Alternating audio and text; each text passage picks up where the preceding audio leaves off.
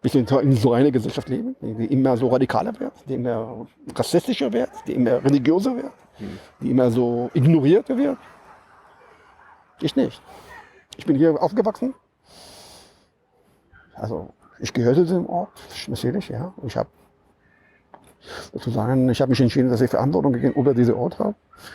Und deswegen mache ich, was ich mache. Aber das zu sagen, dass ich begeistert bin, jeden Tag, dass ich aufwache und sehe, was hier passiert, das ist weit weg von wahr. Wir werden überhaupt keine politische Lösung sehen, die von Israel kommt.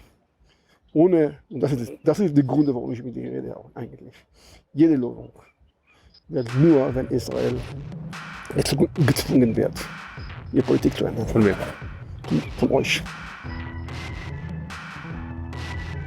So, eine neue Folge Jung Naiv. Wir sind in Jerusalem. Wo genau? Also ungefähr so 400 Meter von der Altstadt. Also Westjerusalem, gleich an der Grenze zwischen Ost- und Westjerusalem. Mhm. Ich sehe eine Mauer. Ja, das ist die osmanische Mauer von der 16. Jahrhundert. Von dem 15. Jahrhundert, Entschuldigung. Ja. Das haben die Osmanen gebaut? Ja, also nicht ganz, aber die obere Teil schon. Okay. Der Fundament ist viel älter, Okay. aber das ist schon die Altstadt von Jerusalem, wie das aussah bis ungefähr vor 105 Jahren, 150 Jahren. Wer bist du? Ich bin aus Jerusalem. Ich bin in Jerusalem aufgewachsen. Wie heißt du? Also wie heiße ich? Entschuldigung. Ich bin Dror Etkes. Ich bin ein Israeli, also ein israelischer Bürger. Ich bin hier in Jerusalem aufgewachsen. 1968 geboren. Kannst du schon allein rechnen, wie alt ich bin? Ganz jung. Naiv. Ja, klar. Ja, deswegen bin ich eingeladen auch. Ich Ja. Ich habe ein paar Jahre in Deutschland gelebt, also das war in den 90er Jahren, so 94, 96. So. Da hast du Deutsch gelernt? Da habe ich Deutsch gelernt. Da habe ich gelebt damals. Und die Sprache habe ich mitgenommen. Ja. Was machst du? Was ich mache? Womit beschäftigst du dich in Sachen Politik? Ja, wo ich mache, also wir haben hier ein paar Gäste. Wir lassen uns nicht stören. Ja, einfach. Die stören nicht. Stört gar nicht, okay. Super. Ich möchte einfach so. Wir sind hier in einem öffentlichen Park, Leute gehen vorbei, alles ganz normal. Ja, genau. Wir sind sehr nah an der palästinensischen Teil von Jerusalem. Deswegen sehen wir hier Israelis und Palästinenser gleichzeitig hier laufen. Ja, das ist eine von den Ecken Jerusalem, wo du eigentlich ziemlich viel Interaktion, oder nicht genau Interaktion, wo du auch Palästinenser und Israelis auch sehen kannst. Im selben Park. Friedlich? Das passiert nicht oft. Ja? Es gibt nicht viele Orte wie diese Ecke. Ja?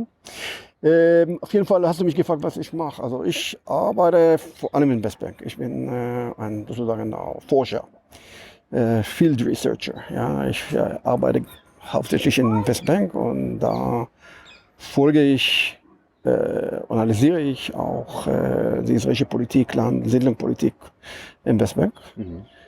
Probieren auch Leute auch zu erzählen, was eigentlich da passiert, was Israel da macht. Weil du das unterstützt und toll findest, dass Israel Siedlung baut in der Westbank, oder weil du das kritisch siehst? Super, ich finde das, ganz falsch. Ganz falsch. Warum?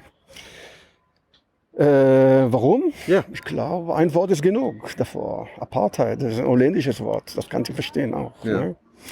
Das ist einfach... So einfach. Ja, das ist eigentlich letztendlich, bottom line sozusagen, ja, das ist so einfach. Ist natürlich immer viel komplizierter, alles viel komplizierter. Ja. Auch wenn du nach Südafrika so fahren würdest, so vor 30 Jahren, das ist auch viel komplizierter. Alles ist komplizierter, aber letztendlich ja. Letztendlich, das ist ein Apartheid-Regime. Und ich glaube, Leute sollen Apartheid-Regime kämpfen. Ne? Egal, ob sie Palästinenser oder Israelis oder Deutschen oder egal. Obwohl es von Israelis kontrolliert ist und quasi für die jüdische Bevölkerung vor Ort ist, bist du dagegen? Na und? Und wenn jemand so jetzt, lass uns sagen, so in irgendwelche Laden so gehen und das Geld von dem Besitzer von dem Laden so klaut, dann gibst du das Geld, dann würdest du das so toll finden? Nee, Aber die meisten jüdischen Israelis unterstützen das. leider. Du bist in der Minderheit. Leider. Warum glaubst du, bist du in der Minderheit? Das hat natürlich mit was Israel ist und wie Israel gegründet hat und wie die israelische Geschichte so entwickelt hat zu tun. Und das hat natürlich auch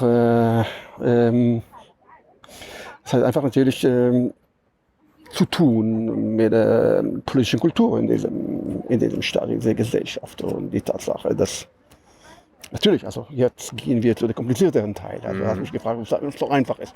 Ich habe dir gesagt, nee, das ist nicht so einfach. Das ist einfach, aber nicht so einfach, natürlich. Ja. Guck mal, also natürlich gibt es hier eine Kriegssituation, die angehende Kriegssituation. Juden kamen nach Palästina, Zionisten haben angefangen nach Palästina zu kommen, ungefähr vor 140 Jahren.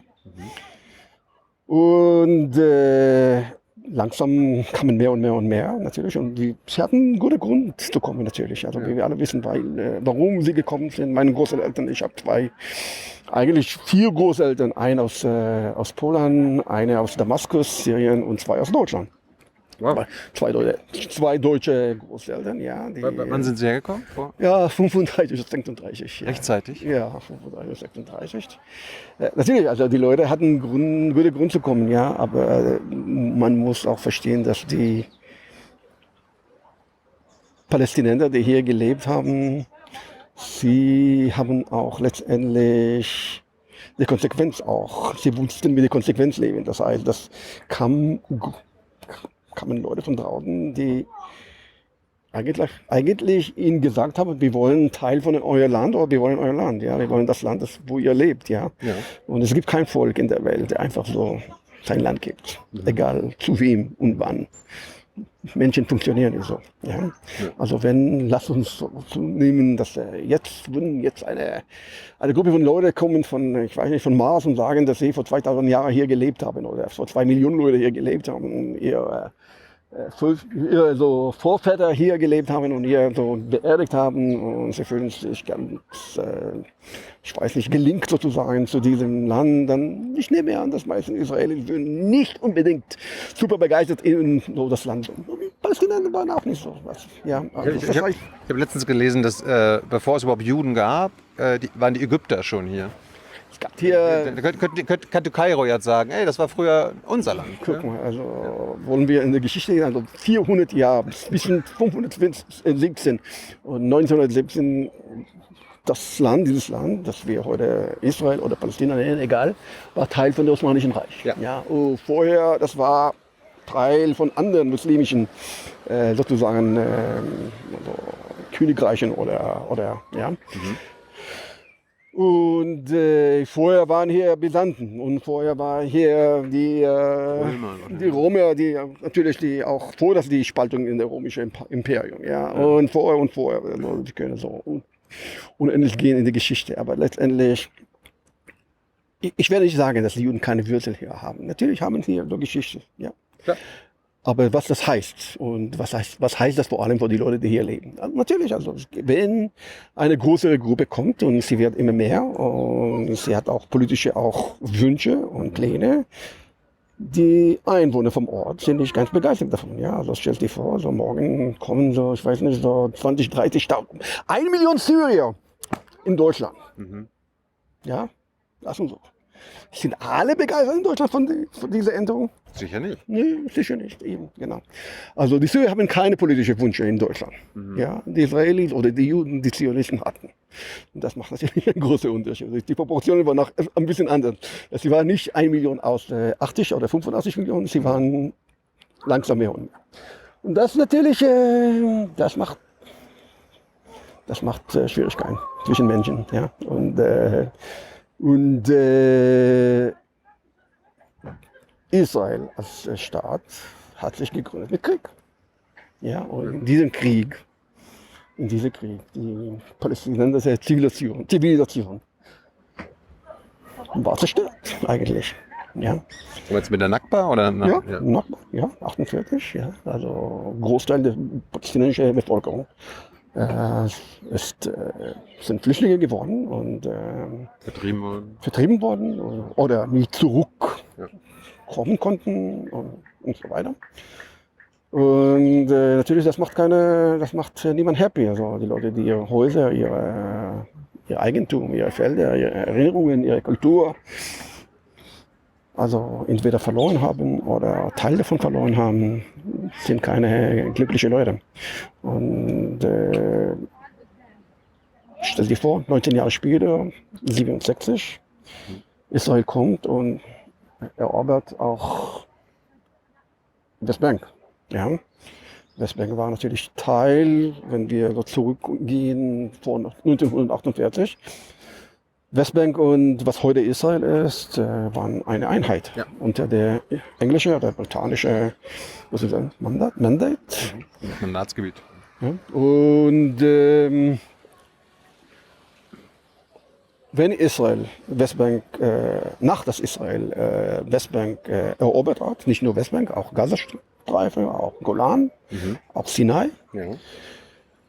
Ziemlich früh später, also ziemlich früh danach, hat Israel angefangen, Siedlungen zu bauen in Westbank. Ja, das heißt, im September 67, 3 Monate nach der Besatzung, hat Israel angefangen, Siedlungen zu bauen. Und seitdem Israel baut immer mehr und immer mehr Siedlungen oder Außenposten oder egal was, nimmt mehr und mehr und mehr Land und eigentlich bietet nichts an die Palästinenser an. Also, das heißt nicht, dass Israel das Land genommen hat und sagt den Palästinensern, okay, ihr seid willkommen und kann auch israelische Bürger werden. Ja.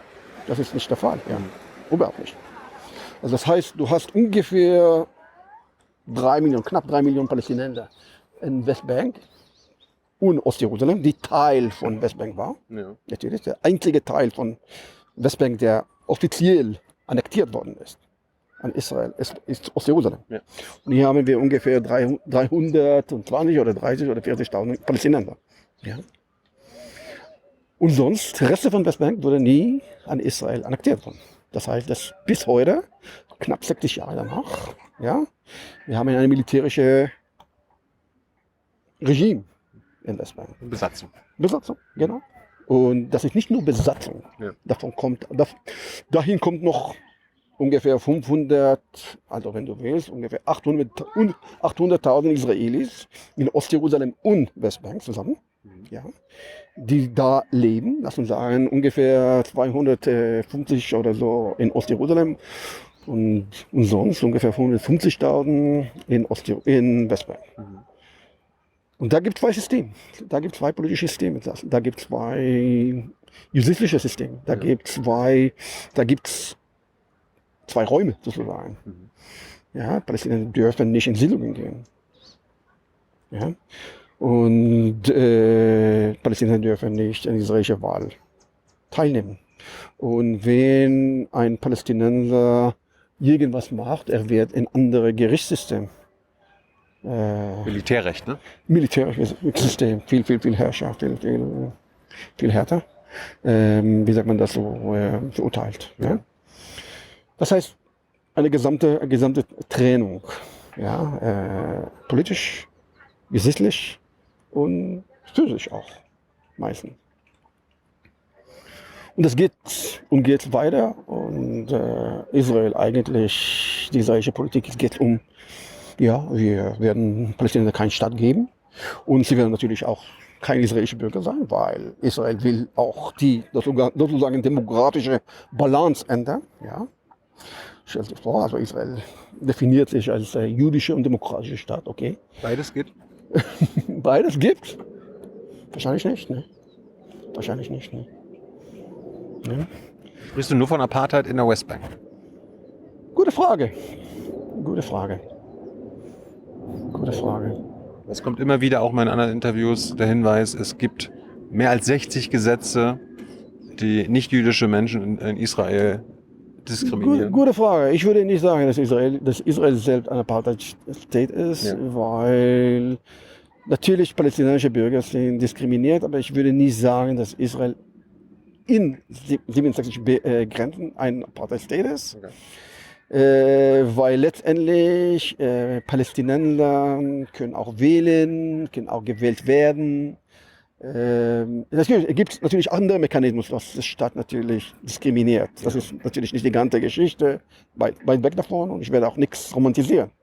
Aber ich glaube nicht, dass das ist vergleichbar. Natürlich gibt es auch Ähnlichkeiten, bestimmt. Es gibt auch ganz klare, kontinuierliche Linie zwischen 48, Landpolitik, was hier so nach dem Nakba passiert, und was Israel gemacht hat in Westbank nach 67. Ja. Aber ich glaube, es gibt auch bestimmte prinzipielle Unterschiede, dass man auch verstehen und sehen. Und wo genau die Grenze ist zwischen Apartheid und weit weg von perfekter Demokratie ist, das ist eine gute Frage. Ja? Ist das dann hier eine Demokratie? Du hast ja gerade jüdischen Staat angesprochen. Also ich würde dich fragen. Okay, wir leben in einem Staat, wo ungefähr 50% von den Leuten Palästinenser sind, ungefähr 50% von den Leuten sind Juden. Wenn du alle Besatzungen... Alles zusammen, mit Gazastreifen, mit alles. Okay? Weil Israel die Westbank, Ostjerusalem, Gaza besetzt und kontrolliert. Ja. Die Juden haben immer noch Demokratie, kann man sagen, auch super problematisch, mehr und mehr. Und meistens die Palästinenser haben nicht, überhaupt keine.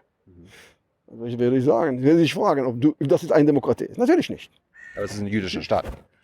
Das ist, hat ein Palästinenser gesagt mal, das ist ein jüdisch für die Palästinenser und demokratisch für die Juden, sozusagen. Ja? Nee, Israel ist keine Demokratie, natürlich nicht. Natürlich nicht. Also wenn du ehrlich guck, natürlich nicht. Also wenn 50% der Leute diskriminiert sind und außerhalb von den 50% 70% sind ultra diskriminiert, also leben unter so militärischem Regime, ja. Dann natürlich ist keine Demokratie. Natürlich ich frage nur, ich bin ein guter Deutscher. Ja. Ich habe in der Schule aufgepasst, in den Medien, ich höre meinen Politikern zu und sie sprechen immer von Israel ist die einzige Demokratie im Nahen Osten. Es fehlt nur zwei Wörter. Die einzige Demokratie für Juden in den Außen. Bevor wir gleich zu deinem heutigen Job kommen, was du machst, kannst du kurz was über deine Jugend, deinen Werdegang erzählen? Hast du schon immer so gedacht? Natürlich nicht. Natürlich nicht. Hast du immer so gedacht? Also, Nein. Nee, genau. Niemand denkt immer so. Wie bist du aufgewachsen? Wie wurdest du erzogen? Mit welchem Weltbild? Ich bin eigentlich in Ostjerusalem aufgewachsen, in einer Siedlung, eine israelische Siedlung aufgewachsen. Wirklich? Ja. Ungefähr 5-6 Kilometer von hier, so in diese Richtung, Nordjerusalem. Meine Eltern haben da ein Haus gebaut. Legalerweise? Fraktion Wien. Das internationale Gesicht nicht. Ich bin da aufgewachsen. Okay? Ich war 3,5, als meine Eltern hingezogen sind. Das heißt, das war Anfang der 70er Jahre. Ich bin da aufgewachsen. Religiös. Liberal-religiös, liberal-orthodox. Sehr zionistisch. Sehr zionistisch. Sehr israelisch, sehr stolz auch. Beide Eltern sind in Tel Aviv aufgewachsen, sind nach Jerusalem gekommen, als sie in ihren 20er, um hier zu studieren. Ja. Damals die Hebrew University war die einzige Universität in Israel. Und sind hier geblieben. Ja? Und wie viele von in ihrer Generation, sie haben Glück gehabt sozusagen, weil sie Juden waren, und sie haben so eigentlich fast bei uns ein Haus gebaut in Ostjerusalem. Ja? In einem Land, die einfach von der israelischen Regierung, damals die Arbeiterpartei, konfisziert hat. Und für Juden gegeben hat, die in Ostjerusalem bereit waren, ihr Haus zu bauen. Damals war das weit weg von Jerusalem Zentrum. Und nicht so viele waren scharf drauf. Ja? Meine Eltern haben gedacht, okay, ja, warum nicht? Und diese ganze Nachbarschaft, also Ramot Eshkol, Givat HaMivtah, French Hill, alle diese ganze Nachbarschaft, die gleich nach 67 gebaut worden sind, waren mit Leuten von ihrem, also mehr oder weniger in ihrem Hintergrund, also viele waren so in Mittelklasse, die neue israelische Mittelklasse, die Mittelklasse geworden ist gegen auch die Besatzung. Hast du denn als Kind deine palästinensischen Nachbarn gesehen, gewusst, dass du die... Total abgeschlossen von den Palästinensern. Also von zwei Seiten hatten wir palästinensische Nachbarn. Ja. Das heißt ungefähr 250 Meter von meinem Elternhaus waren da mehr palästinensische Häuser. Ja. Und in eine andere Richtung, nördlich, war eine palästinensische Nachbarschaft, also eine große Nachbarschaft, die heißt Schofat.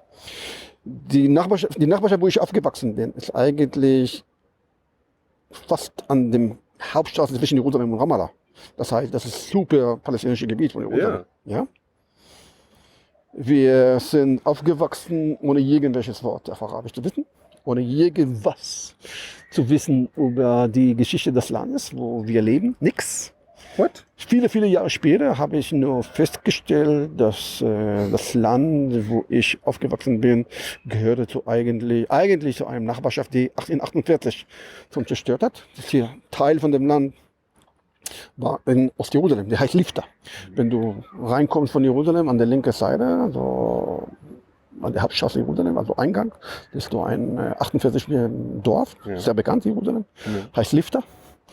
Und das Land von diesem Dorf ist ein paar Kilometer weiter östlich gegangen, über die grüne Linie zu sein. Ja. Und über Teil von diesem Dorfland wurde die Nachbarschaft, wo ich aufgewachsen bin, gebaut. Ja, das ist eine Geschichte. Wir sind alle Teil davon. Du kannst nicht in Israel leben ohne Teil.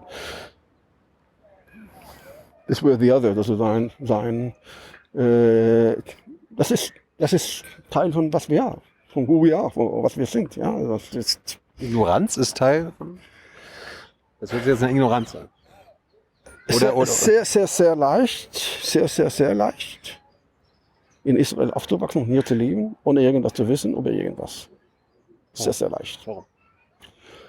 Weil die ganze Erziehungssystem und die ganze, ich würde sagen, politische Kultur verschweigt. Verstehst du? Das ist ein bisschen komplizierter. Ja. Andere Seite, alle wissen hier, nach 48, das ist zum Beispiel, ich gebe dir ein Beispiel, okay? Ja.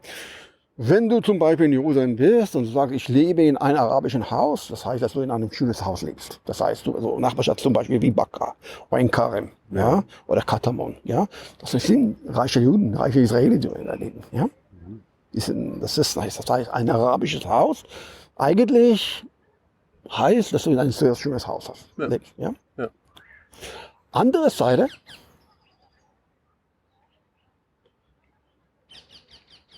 es gibt hier eine allgemeine gemeinte Ignoranz über das größte Teil, was hier an 48 passiert. Du meinst Nakba? Wer will leben sozusagen mit dem Bewusstsein, dass er eigentlich in einem Land lebt, wo vorher Leute vertrieben wurden? Verstehst du, das ist eine harte sozusagen Erkennung sozusagen. Die meisten Leute sollen das nicht haben. Und wenn du hier in diesem Land bewusst lebst, und du siehst überall eigentlich die Geschichte. Du musst ein bisschen kratzen und sehen die Geschichte. Aber die Frage, ob du das sehen willst oder nicht. Verstehst du? Die Leute, die Menschen, wir können viele Sachen sehen, ohne eigentlich zu... Wir schauen, aber sehen nicht. Genau, eben genau. Es gibt hier so zwei verschiedene Verben, schauen und sehen. Ja, genau. Du kannst Sachen schauen, ohne sie zu sehen. Wann hast du angefangen zu sehen? Und wie? Also bei uns, weil ich eben in Ostjerusalem aufgewachsen bin, also ich bin von Anfang an viel näher an Palästinenser gelebt habe, obwohl wir nichts mit denen zu tun haben. Aber Palästinenser waren überall da. Die waren da. Und du musst auch dich erinnern, dass damals die Westbank und Ostjerusalem waren offen. Und Westbank und Israel waren offen. Das heißt, dass Palästinenser waren überall. Gaza war offen. Das heißt, das ganze Bau zum Beispiel, wir haben das Baugeschäft in Israel, wurde von Palästinensern übernommen, so ganz in ein paar Jahren nach dem Krieg. Ja. Das Haus meiner Eltern wurde von Palästinensern gebaut. Die ganze Nachbarschaft wurde von Palästinensern gebaut. Alles. Und das war ganz klar für uns, das war ganz natürlich für uns. Und palästinensische so Bauerinnen, Falachen sozusagen, auf Arabisch, kamen so im Sommer und haben Trauben verkauft und Feigen gekauft und haben so ihre Produkte von der Westbank gebracht, ja. Und die Männer haben da im Bau gearbeitet und das war ganz natürlich für uns, das gibt der Palästinenser und die für uns arbeiten. Du fragst mich, wann ich eigentlich angefangen habe zu sehen. Ich glaube, das war in der Armee. Warum? Weil ich war Soldat in dem ersten Intifada. Ende der 80er. Ende der 80er, ja. Das hat Dezember 87 angefangen und ich war genau ein Jahr in der Armee. Und insgesamt war ich 3 Jahre in der Armee. Und wir wurden geschickt in Westbank sozusagen die Intifada, die Uprising sozusagen zu unterdrücken. Und da war ich das erste Mal in palästinensischen Häusern. Das erste Mal war ich in palästinensischen Dörfern, richtig, palästinensischen Städten. Wir haben da das erste Mal die Palästinenser gesehen, wie sie eigentlich leben. Das war nicht mehr, dass die Palästinenser zu uns kommen, wir kamen zu denen. Ja. Nicht um schön nett zu ihnen zu sein, sogar um sie zu opprimieren sozusagen, aber immerhin, das ist Menschen, das ist Häuser manchmal. Ja. Du nimmst manchmal Leute von dem Haus in der Mitte von der Nacht. Wohin? Ins Gefängnis? Ja. Ja. Wofür? Das, was der Armee macht. Ja. Ja, klar. Das ist wichtige politische, sozusagen, Erziehung oder Ausbildung vielleicht, die ich in meinem Leben gehabt habe. Das war diese 3 Jahre, die ich in der Armee war. Ich wäre bestimmt nicht der Mensch, der ich heute bin, ohne diese 3 Jahre. Weil du siehst Sachen, du verstehst Sachen von anderer Perspektive sozusagen. Du bist Teil davon. Da musst du sich erklären, was du eigentlich da gemacht hast. Konntest du mit deinen Vorgesetzten, mit deinen Soldaten, mit deinen Freunden oder Eltern darüber reden? Haben die verstanden, weil wir ja gerade davon gesprochen haben, dass man hier sehr ignorant durchs Leben laufen kann? Haben die gesehen, was du gesehen hast? Haben die verstanden, was du gesehen hast? Manche ja, manche weniger. Meine Eltern auf jeden Fall. Mit denen konnte ich drüber reden, ja. Ja. Meine Eltern, ich werde vielleicht ein bisschen so komisch hören für dich, aber meine Eltern, vor allem mein Vater, aber auch meine Mutter, obwohl sie in Ostjerusalem gelebt haben, da gewählt haben, da ein Haus zu kaufen, sie haben sich nicht als Siedler gesehen, überhaupt nicht. Oh. Ja. Ja. Es gibt es wieder, das ist so eine sozusagen Twist, dass man muss ein bisschen die israelische Gesellschaft kennen, um zu verstehen, aber die Leute, die damals in Ostjerusalem ihre Häuser gekauft haben, oder gebaut haben oder umgezogen haben, viele von denen waren eigentlich politisch liberal. Ja. In die israelische sozusagen Zusammenhang. Ja. Viele von denen waren eigentlich liberal. Und weil Jerusalem eben so annektiert war, natürlich einseitig, das ist nicht, dass Israel die Palästinenser gefragt hat oder jemand anderes. Ja? Es war so eine die Illusion, dass in Jerusalem so andere Realität beherrscht sozusagen. Ja? Da gibt es keine Armee. Ja? Da gibt es keine Besatzung sozusagen. Ja? Und das war natürlich leicht dran zu glauben. Ich sage nicht, dass meine Eltern nicht mehr wissen konnten oder nicht mehr wissen sollten. Auf jeden Fall. Aber das hat ihnen auch gepasst sozusagen. Das hat ihnen, wie viele andere Leute, gepasst. Ja, nicht zu wissen. Verstehst du, was ich meine? Ja, wenn du bestimmte Interesse hast, wenn du eine große Entscheidung machst, wo du lebst zum Beispiel, ja, das ist auch leicht nicht zu wissen oder nicht zu wissen zu wollen. Jetzt ist ja deine persönliche Mission die letzten Jahrzehnte, auch mit vielen wahrscheinlich Helfern und Freunden, dass Leute wie deine Eltern ein anderes Bewusstsein bekommen. Guck mal, Hast du es bei deinen Eltern schon geschafft?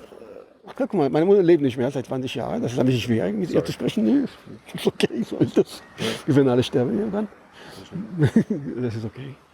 Mein Vater, das ist eine komplizierte Geschichte.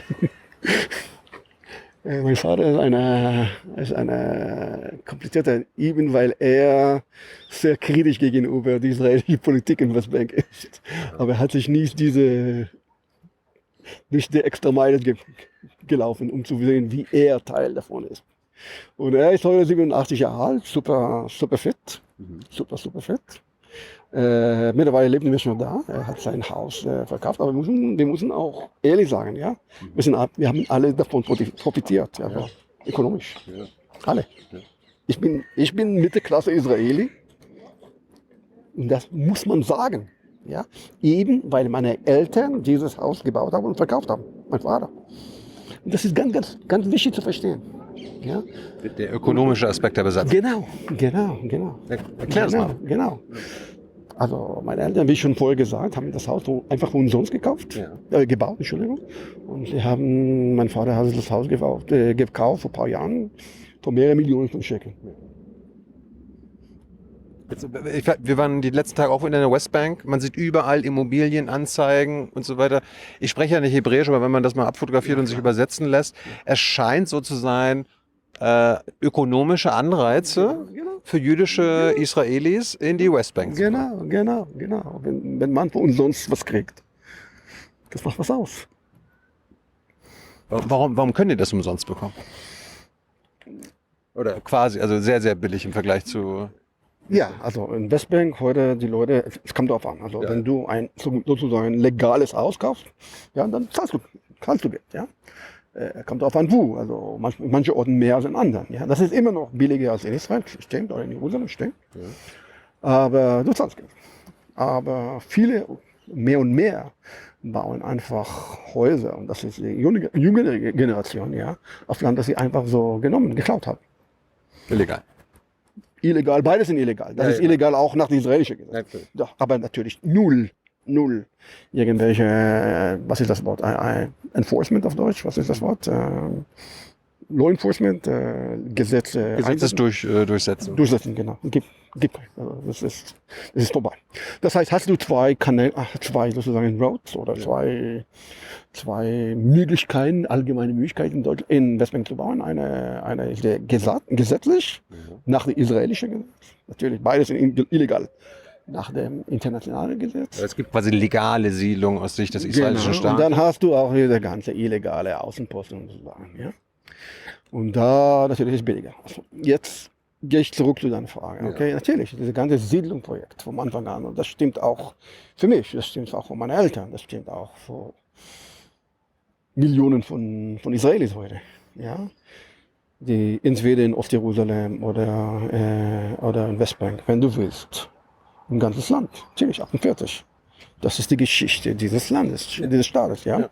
Auch Leute, die irgendwo in Tel Aviv leben, ja, wahrscheinlich, Großteil von dem Land um Tel Aviv rum oder heute, was Tel Aviv ist, gehörte eigentlich zur palästinensischen Dörfer. Natürlich. Und eben das, was auch, ich gehe zurück zu deiner ersten Frage, das ist, was auch die Westbank so komplizierte Frage macht.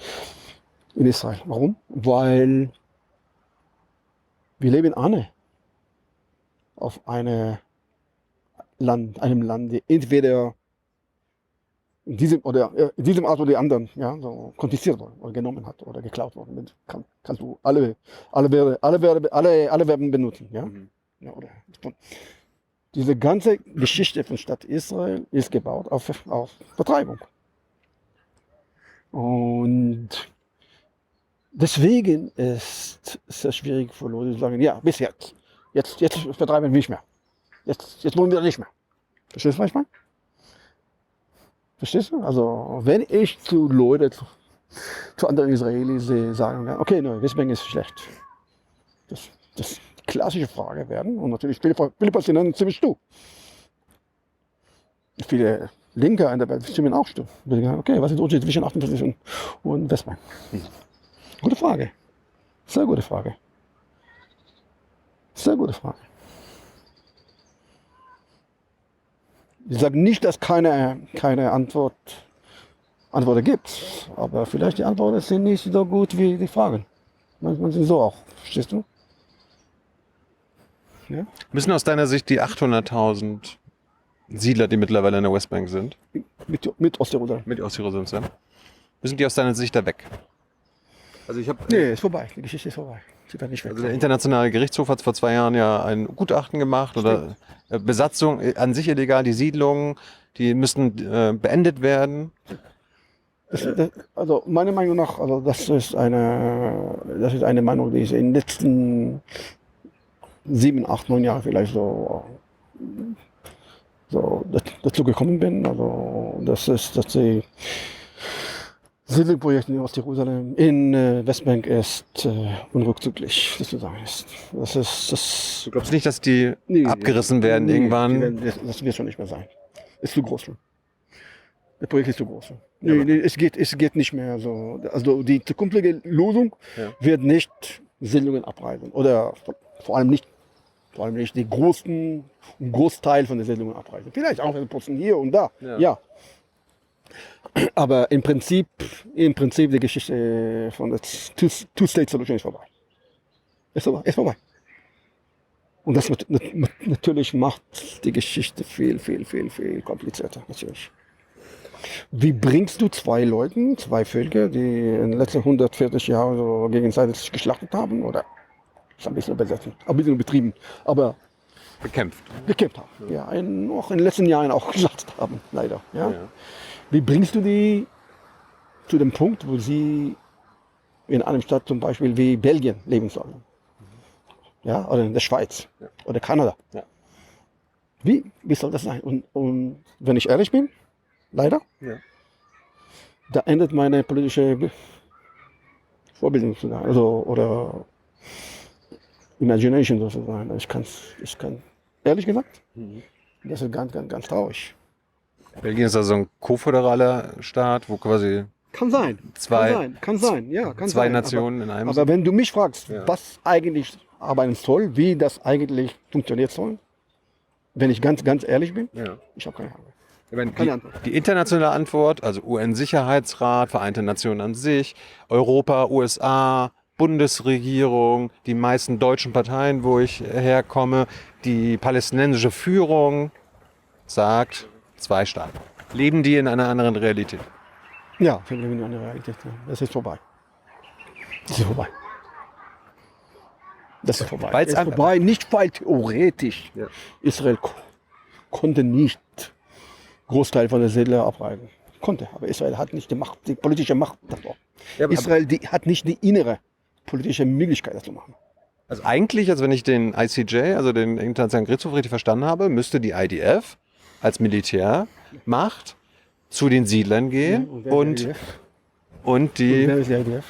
Gut, das ist die Frage. Wer ist die IDF? Wahrscheinlich viele Siedler dabei. Und auch die Leute, die nicht Siedler sind? Wann sie geboren? Welches Jahr? 2004, 2005? Wie viele Jahre nach der Besatzung? Ja? Wie fahren Sie, wenn Sie in Jerusalem leben? Wie fahren Sie nach Elat? Wie fahren Sie in Todesmeer? Wie fahren Sie nach in Golanhöhen? Oder was ist Ihre politische, sozusagen, wie verstehen Sie das Land? Welche Karten haben Sie gesehen, als Sie Geografie gelernt haben? Welche Karten habe ich gesehen? Ich habe keine, in meinem Leben, so lange war ich in der Schule, habe ich keine grüne Linie gesehen. Das heißt, wir haben hier schon 2 plus Generationen. Ja? Meine Generation, meine Töchtergeneration. Ja? Die nie, natürlich, sie konnten. Ich habe es auch gemacht, natürlich. Ja? Sie haben nie aber Karten von diesem Land mit der grünen Linie gesehen. Das heißt, dass sie verstehen, überhaupt nicht. Überhaupt nicht. Du meinst die 67er Grenzen? Was eigentlich die Realität ist. Was ist die demografische Realität? Ja? Was ist die geopolitische Realität? Du glaubst nicht, dass man denen Sie würden nicht die grüne Linie auf der Karte zeigen können. Sie würden wahrscheinlich einen großen Teil von denen, aber überhaupt keine Ahnung, wie viele Siedler gibt, wie viele Palästinenser gibt. Okay. Wo Hauptstädten in Westbank sind. Kalkilia, Jericho, Nablus, Ramallah, Bethlehem. Gibt es eine durchschnittliche israelische, eine blinde Karte sozusagen. Dann sage ich, okay, zeig mir bitte, wo die grüne Linie ist. Zeig mir, wo Ramallah ist, wo Bethlehem ist. Die Palästinenser wissen es. Das wissen sie. Andere Sachen wissen sie auch nicht. Ja. Also wir reden über Erziehungssystem, und das hat nicht mit jetzigen Israel zu tun, das geht zurück. Also ich bin in die erste Klasse gegangen, das war wahrscheinlich 74 oder so. Ja. Ja. 6, 7 Jahre nach der Besatzung. Ja, das war eine Entscheidung, die die Stadt Israel gemacht hat. Und zwar ziemlich früh. Um die Leute, die hier leben, zu ignorieren, sozusagen. Wenn du nichts weißt, dann hast du keine Zweifel. Das kannst du gar eine gute Frage stellen noch. Nee, das erinnert mich gerade, wir hören halt in Deutschland und auch von israelischer Seite, dass die Kinder von der Hamas, von den Palästinensern an ihren Schulen indoktriniert werden. Mit Hass gegenüber Israel. Aber was du gerade beschreibst, ist ja auch eine Indoktrination. Ist beidseitig, natürlich. Natürlich. Natürlich. Natürlich, klar, natürlich. Es gibt hier eine ganze allgemeine Ablehnung von palästinensischer kollektive Dasein. Ja, also Palästinenser gibt es entweder, wenn Terroranschläge gibt, da gibt es Palästinenser. Ja. Ja. Oder wenn ein Israeli Hummus essen will, dazu sagen. Das sind die zwei sozusagen Möglichkeiten. Also natürlich, also es ist ein bisschen komplizierter als das. Aber was ich sagen will, ist eigentlich, dass in der israelischen öffentlichen Bewusstsein die Palästinenser entweder nicht existieren und wenn sie existieren, dann sind sie nicht legitim als Kollektiv. Sie werden toleriert so lang, sie kommen als Einzel und sie benehmen sich. Das ist eine Ablehnung. Das ist eine Ablehnung nicht nur von den Palästinensern, das ist eine Ablehnung von Realität. Verstehst du, was ich meine? Also in dieser Stadt hier, es gibt 2 Völker hier. Verstehst du, was ich meine? Und ein Großteil der Israelis leben mit dem Bewusstsein. Das ist ein ganz falsches Bewusstsein. Meine Frage zu den Siedlungen. Ich meine, wie gesagt, eigentlich müssten die nach internationalem Recht abgebaut werden. Und auch nach einem irgendwann mal Deal, so unrealistisch das ist. Glaubst du nicht, dass eine Regierung oder anständige Politiker, die quasi vom Volk gewählt werden, dann nicht die Aufgabe hätten, ihrem Volk, ihrer Bevölkerung zu erklären, so scheiße das jetzt ist und so ungewohnt das jetzt nach 50, 60 Jahren Indoktrination vielleicht sein mag, aber dass die führen, dafür hat man ja Regierende, die quasi auch schwierige Kompromisse der Bevölkerung dann mitteilen, sodass die dann quasi nicht rebellieren und dafür sorgen, dass die Militärmacht nicht die Siedlung abreißt. Hast du mal gehört von üble, korrupte, blöde, schlechte Führer, politische Führer? Ja. Ich auch. Aber es können ja neue kommen. Hoffentlich werden sie auch kommen. Vielleicht kennen wir die nur noch nicht. Stimmt. Dass es Netanyahu nicht ist, ist mir klar. Nicht nur Netanyahu und nicht mehr anderen. Also die Leute, die auch da, die sind auch problematisch. Alle. Fast alle sind alle super problematisch. Aber natürlich, also letztendlich, die Realität wird uns ins Gesicht schlagen, natürlich. Natürlich. Die Leute, die Palästinenser gehen nirgendwo. Die Israelis gehen auch nirgendwo. Aber wenn, dann natürlich, also die Krise, politische Krise und diese Gewalt wird immer weitergehen, bis das. Das ist ein Teufelskreis. Bis es dann irgendwann überkippt. Hast du mich gefragt, warum ich mache, was ich mache, ne? Ja. Hier. Ja, pass auf. Hier kannst du die Antwort, warum ich mache, was ich mache. Ja, pass auf, noch eine Frage, warum du das machst. Wenn du meinst, dass es jetzt zu spät ist, Also dass die Siedlung irgendwann... Ja, aber Das ist nicht zu spät. aber Zu spät für zwei State-Lösung. Ganz genau. Ja. Nee, das ist nicht zu spät. aber warum... Lösung? Ja, es gibt auch andere Lösungen. Achso. Dass ich jetzt dir so Thilo kaum sagen kann, nicht sagen kann, so, wo genau ich mir vorstelle jetzt, dass dieses politische System so funktionieren soll, das stimmt auch. Ja? Das heißt nicht, dass es keine Lösung gibt. Die jetzige Realität ist bestimmt keine Lösung. Ist bestimmt keine Lösung. Das wird sich weiter und weiter eskalieren. Weiter und weiter eskalieren. Die Preise werden immer höher. Für beide Seiten übrigens. Nicht nur für die Palästinenser. Natürlich, hauptsächlich für die Palästinenser, aber auch für Israelis. Ja? Welche Gesellschaft Israel ist. Guck mal.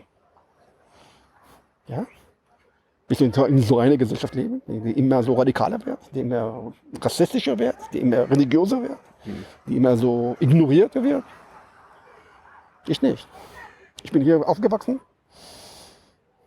Also ich gehöre zu diesem Ort, natürlich, ja. Ich habe sozusagen, ich habe mich entschieden, dass ich Verantwortung gegenüber diesem Ort habe. Und deswegen mache ich, was ich mache. Aber dir zu sagen, dass ich begeistert bin, jeden Tag, dass ich aufwache und sehe, was hier passiert, das ist weit weg von wahr. Erklär mal, ich meine, wir hatten jetzt schon viele, auch andere israelische NGOs, also B'Tselem, ich war mit Yehuda Shaul unterwegs, damals noch von Breaking the Silence, hat jetzt eine eigene Organisation. Es gibt Peace Now, deine heißt Kerem Navot. Warum braucht es jetzt noch eine? Warum machst du nicht bei den anderen mit? Was unterscheidet deine Organisation? Es gibt eine erste Antwort und es gibt eine längere Antwort. Die erste Antwort ist, dass niemand kann mit mir arbeiten. Weil ich ein Besserwisser bin. Das ist ein bisschen lustig, aber ich arbeite gern allein. Deswegen. Du bist ehrlich. Das ist Ja, ich arbeite gern allein und guck mal, also ich bin aufgewachsen in Pisnau und ich habe da total viel gelernt. Ja? Mit Pisnau, und ich sage das mit gutem Respekt. Großer Respekt jetzt, ohne jetzt irgendwelche zynisch zu meinen oder so. Erst in 2 Tagen veröffentlichen wir, stimmt? Habe ich das gesagt? Ja. Einen Bericht zusammen. Das heißt, wir arbeiten immer noch viel zusammen, wir machen viele Sachen zusammen. Aber wir trennen uns in einem Punkt. Und das ist jetzt Zwei-State-Lösung sozusagen. Das ist Two-State-Solution. Da bin ich, deswegen habe ich auch Pisnau damals verlassen, vor knapp 20 Jahren. Yehuda ist das zum Beispiel auch für eine Zwei-Staaten. Ja, aber wir können Freunde sein und immer noch denken, dass es, und wieder, das ist nicht, dass ich dir jetzt sagen kann, wie ein State-Lösung für uns arbeiten soll. Nee. Aber wenn du mich fragst, ob das möglich ist, dass Israel, ich rede nicht theoretisch jetzt, irgendwo da in der, was stehst du, in der Kosmos, das Israel, das wir heute kennen, 300 oder 400.000 oder 200.000 oder 20 Leute oder 2 räumen soll. Irgendwo von einem Hügel zu dem anderen. Das kann Israel zurzeit nicht machen. Wie sollen sie jetzt so das gesamte Siedlungsprojekt, das seit 60 Jahren so gepflichtet wird, auseinanderbauen? Wie? Das wird einfach nicht passiert.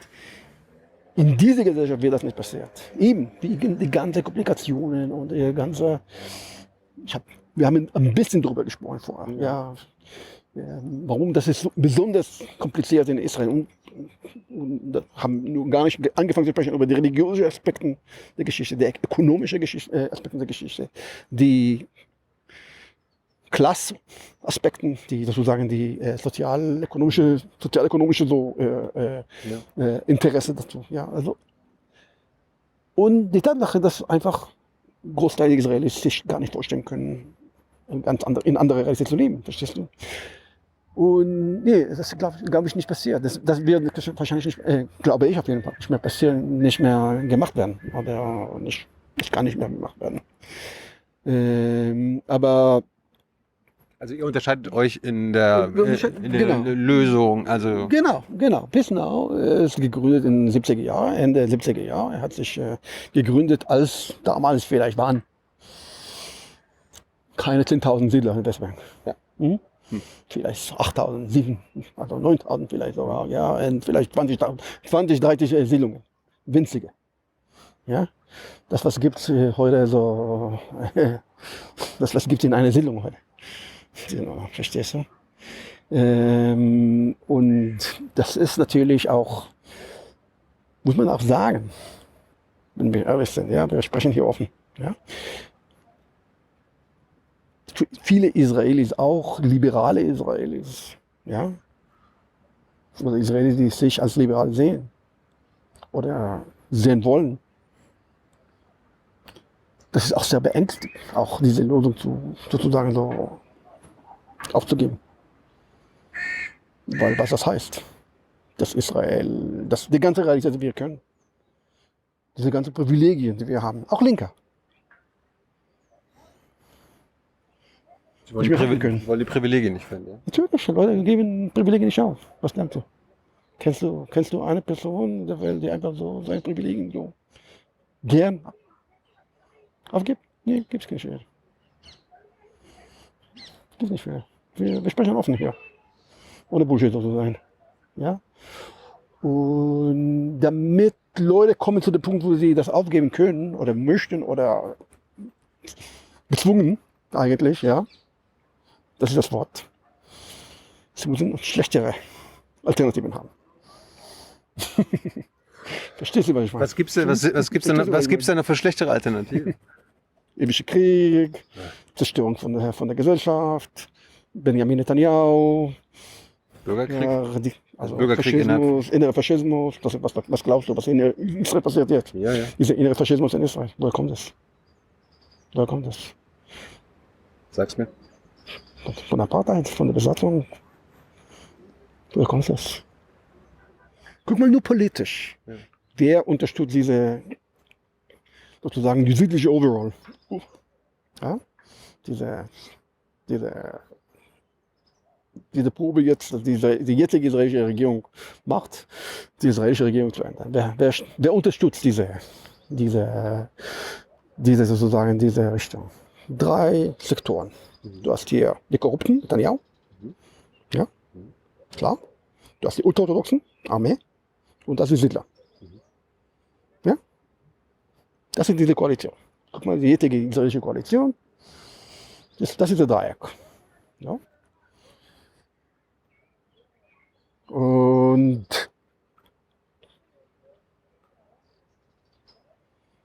natürlich, Israel jetzt zahlt innerlich den Preis, Teil von dem Preis, wahrscheinlich auch keinen kleinen Teil von dem Preis noch, von was Israel in den letzten 60 Jahren oder knapp 60 Jahren sich entschieden hat zu machen. Israel konnte in mehreren Punkten in ihrer Geschichten entweder rechts oder links. Israel hat gewählt. Nicht immer, aber öfter, und vor allem in den letzten 20 Jahren, immer rechts zu gehen. Ja? Immer rechts zu gehen. Ja? Und irgendwann explodiert das. Irgendwann kriegst du zu essen, was du gekocht hast. Hm? Ja? Es gibt keine Demokratie ohne Demokraten. Eine Demokratie braucht Bürger. Bürger, die an Demokratie glauben. Gehst du wählen im Herbst? Gehst du wählen im Herbst? Ob ich was? Gehst du wählen? Natürlich gehe ich wählen. Wen kannst du wählen? Ja, für mich ist es leicht, also ich habe kein Problem. Also ich wähle was war mal die kommunistische Partei, heute ist die arabische-jüdische sozialistische Partei. Das ist leicht für mich, das ist kein Problem. Das war immer, seit ich mich erinnere, habe ich für sie gewählt. Also, das war für mich... Bist du mit der Parteiführung einverstanden? Machen sie einen guten Job? Viele Sachen, ja. Also, wenn du eine Partei wählst, das sind nicht unbedingt Leute, die du mit denen so in der Küche stehen willst und kochen. Ja, also mit denen nicht unbedingt ins Bett gehen. Ja, also sind Politiker. Ja, aber du willst, ja, da habe ich überhaupt kein Problem davon. Das ist leicht. Wie arbeitest du denn in der Westbank? Also wie dokumentierst du die Siedlungsaktivitäten? Hast du irgendwie, also als Journalist würde man sagen, man hat seine Quellen, man kennt Leute, man kennt Leute in den jeweiligen Orten und dann sagen die einem Bescheid oder beziehungsweise geben einen Tipp oder schicken mal eine Location oder ein Foto und dann fährst du hin. Das natürlich passiert auch. So, okay. Leider öfter und öfter, weil so viele Sachen passieren gleichzeitig jetzt in Westbank. Das passiert natürlich oft, aber Großteil meiner Arbeit ist einfach so da zu sein und zu sehen, was eigentlich passiert. Das ist zu verstehen, wo ich sein soll und was ich verstehen soll, von was eigentlich passiert. Ist es für dich als jüdischer Israeli sicherer Alles im Vergleich zu? als keine Ahnung, Palästinenser, die das dokumentieren? Können gar nicht ankommen, überhaupt nicht. Natürlich. Das ist wieder so meine Privilegien. Also wir haben alle Privilegien sozusagen. Stimmt? Die Frage ist, wie du deine Privilegien benutzt. Genau. Genau. Also ich habe mich entschieden, so zu benutzen. Sozusagen. Verstehst du? Natürlich bin ich privilegierte Israeli, Mittelklasse, gebildet, relativ. Ich hoffe. Ich möchte so denken auf jeden Fall. Ja? Und ich kann viele Sachen machen, die viele anderen entweder nicht machen wollen oder nicht machen können. Ja, natürlich, klar. Von Palästinensern viele Orten, wo ich täglich bin. Palästinenser können vielleicht kommen, aber sie würden nicht rauskommen, ja, nicht rausgehen, ja. Aber ich bin auch viel in den palästinensischen Dörfern, in den palästinensischen Gemeinden, in den palästinensischen Städten bin ich auch da. Ich gucke auf den System von mehreren sozusagen Perspektiven, auch von der palästinensischen Perspektive. Das ist ganz nötig, um zu verstehen, wie dieses Projekt eigentlich sie beeinflusst. Zum Beispiel, lass uns sagen, dass es ein Dorf gibt. Dieses Dorf hat eine große landwirtschaftliche Kreis. Und plötzlich kommt ein Außenpost. Und die Leute, die da in den Außenpost leben, sind super gewalttätig. Und sie zeichnen eine neue, sie nehmen so eine Karte, normalerweise mit einer Karte, aber sie auf dem Wege, ja, und manchmal bauen Zäune und bringen ihre Kühe oder ihre Tegen oder was weiß ich, ja, und sagen, okay, ab heute kommt du nicht mehr hin. Und dieses Szenario, das ich eben beschrieben habe, passiert in Westbank hunderte von Mal. Ja. Jeden Tag. Jeden Tag wird irgendwas in diese Richtung passiert. Und du filmst das heißt, du filmst das dann? Ich filme das, ich fotografiere das, ich habe Luftaufnahmen. Wo machst du das? Instagram? Nee, ich hab total, also der Hauptsystem, Software, mit dem ich arbeite, heißt, das gehört zur GIS-Familie, Geographic Information System. Okay. Und das ist eine Familie von Softwares, von Programmen, die ich benutze, um diese Änderungen zu dokumentieren, sozusagen. Können unsere Zuhörer und die Zuschauerinnen, können die sich das online angucken? Bei der Phone, ich kann dir ein Beispiel zeigen, in meinem Phone, wenn du willst, ja? Nee, wir geben dann die Webseite in dem Abspann. Aber das kann sich jeder online angucken. Ja, also nicht die ganze Information, die ich habe, zeige ich allen, natürlich nicht, ja, aber Teil davon, ja. Auf Hebräisch, Englisch? Und Arabisch, wenn du kannst. Ich kann Englisch. Ich kann nur Englisch. Alles, was wir veröffentlichen, das ist ganz wichtig. Ja. Ganz wichtig für uns, ein Kernwort. Veröffentlichen wir in drei Sprachen. Arabisch, Hebräisch und Englisch. Das heißt, dass unsere Verpflichtung sozusagen für Leute, die Arabisch lesen, ist genauso wie zu anderen Leuten, die Englisch oder Hebräisch können. Ja, weil letztendlich es geht um ihr Land, es geht um ihr Leben. Ja? Deswegen ist es für uns super wichtig, dass sie auch lesen können in ihrer Muttersprache. Dokumentierst du jetzt in Anführungsstrichen nur quasi die Siedlungsaktivitäten, neue Außenposten und wer wo wieder was baut oder auch diese Gewaltausbrüche, die man ja immer mehr sieht? Ich glaube, in den letzten 4 Jahren hat sich das verdoppelt, also die Siedlergewalt. Ja, Schönberg, ich glaube, früher Schönberg hat von Terrorismus gesprochen. Mehr verdoppelt. Ja. Dokumentierst du das auch? Fährst du dahin? Wenn ich da bin, dann ja. Aber es gibt so viele Gewaltanfälle jeden Tag, dass du das einfach nicht überall sein können. Ja? Man muss auch realistisch sein, okay? Es gibt auch andere Organisationen, die viel größer sind, wie zum Beispiel B'Tselem. B'Tselem hat 40 eingestellte Leute, also Eingestellte. Ja. Ich bin allein im Prinzip. Wirklich? Ja. Ich bin allein. Verstehst du? Deswegen, was ich mache, ich spezialisiere auch. Ich konzentriere mich auf Sachen, die ich wirklich gut machen kann und anderen nicht so. Oder weniger. Das ist immer schlau. Verstehst du, was ich meine? Habe ich auch gemacht. Es ist einfach so klug zu arbeiten, verstehst du? Ja, so konzentriert dich, was du wirklich gut machen kannst, so, die auch kritisch ist, ja, um zu verstehen das allgemeine Bild in das Bank. Und ich lasse andere Organisationen andere wichtige Sachen machen. Es ist nicht, dass ich wichtige Arbeit mache als anderen, aber das ist nicht, was ich meine. Also, Arbeitsteilung halt, ne? aber wir arbeiten auch viel zusammen. Also ich arbeite viel mit Bezellem, ich arbeite mit vielen anderen Organisationen.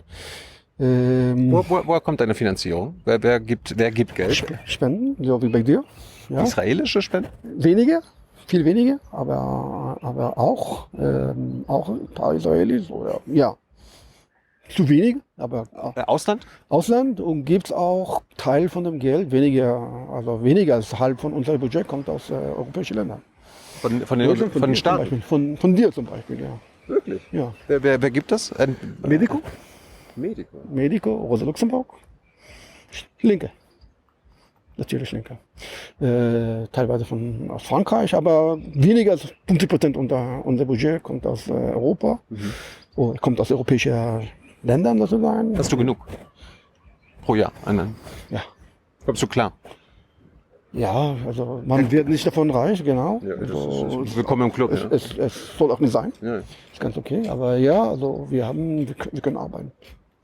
Kann ja sein, dass hier Leute zum ersten Mal von dir hören und die an deiner Arbeit toll finden und sagen, wo kann ich für Kerem Navot was unterstützen? An unseren Website gehen und da gibt es eine, also die Details sind da. Sie können spenden natürlich.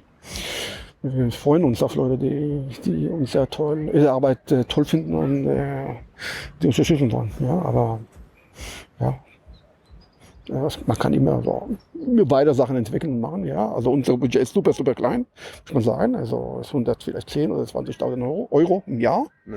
Das ist winzig. Ja. Aber jede Euro probieren wir gut zu benutzen. Ich glaube, wir machen keine schlechte Arbeit. Ich glaube auch darum, sonst hätte ich mich ja nicht mit dir getroffen. Eben. Was war das Letzte, was du dokumentiert hast? Vielleicht enden wir damit. Ja, also eigentlich in 2 Tagen veröffentliche ich einen Bericht, wo wir probiert haben, zusammen mit Bisnau, die auch tolle Leute hat, wir haben zusammen zu beschreiben, was die israelische Regierung in die ersten 3 Jahren diese Regierung gemacht hat, um Westbank zu annektieren. Das heißt 2023 bis 2025. Das ist ungefähr 70 oder 80 Seiten Bericht, wo wir probiert haben, viele verschiedene Aspekte zusammen zu beschreiben. Ein allgemeines Bild zu beschreiben. Ich kann dir auch gerne das schicken. Ja? Wir verlinken. Kannst du das nicht veröffentlichen vor Dienstag, aber das wird sowieso nicht passieren.